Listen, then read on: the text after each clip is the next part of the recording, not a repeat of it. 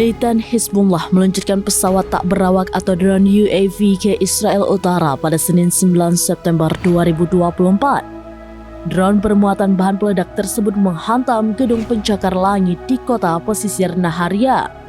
Mengutip laporan The Times of Israel, gedung apartemen yang dihantam drone Hizbullah mengalami kerusakan. Pihak militer mengatakan ada 2 pesawat tak berawak yang diluncurkan dari Lebanon. Meski begitu, tidak ada laporan korban luka maupun jiwa akibat serangan ini. Kepala Staf Militer Israel, Letnan Jenderal Herzi Halevi menyebut peristiwa itu sebagai insiden serius.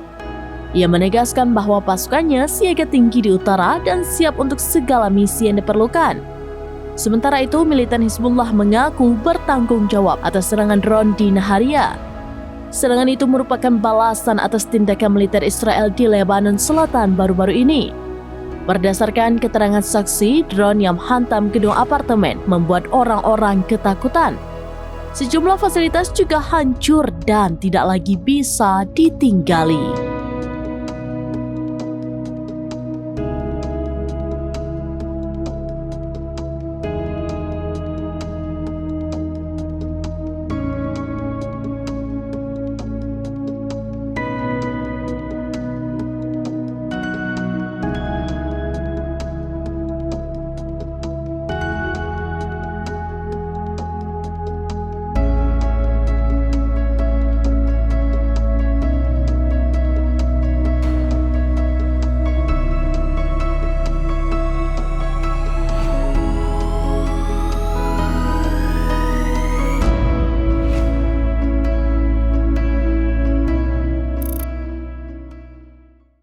Download Tribun X sekarang, menghadirkan lokal menjadi Indonesia.